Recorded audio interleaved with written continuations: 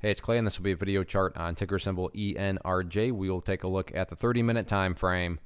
Real quick, what do I mean by 30-minute in case maybe you're new to charts? Instead of each one of these candlesticks here representing 1 day's worth of price action, which is what you would normally see, each one represents 30 minutes. So all this here may look like several days worth of time. It's actually today's price action broken down into 30-minute time slices.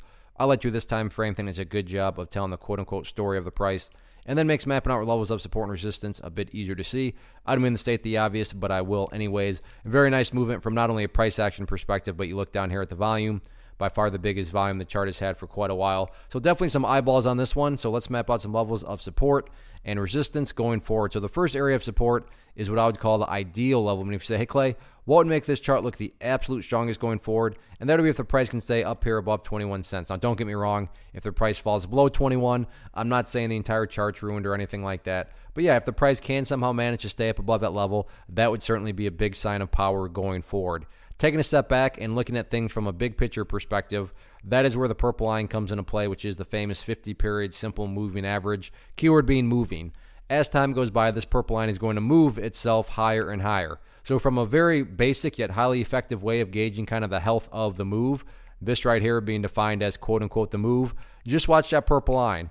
As that purple line moves higher and higher, as long as the price stays above it, then the bulls are in full health. The price action's at full strength. However you can best visualize that, that is what that is representing by staying above the purple line. Again, preferably speaking, yeah, stay above 21 cents.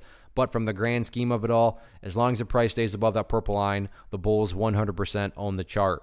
Now, what about areas of resistance?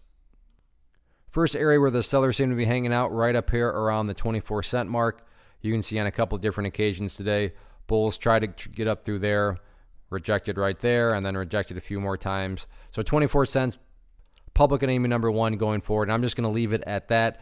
Namely because, in my opinion, breaking levels of resistance, not really the top priority. In my opinion, top priority is just going through healthy consolidations, building higher bases. As long as higher bases are being built over time, then everything else will take care of itself, including breaking areas of resistance. So all in all, keep on doing what it's been doing, keep on building these higher bases, and then just sit back and let the chart do its thing.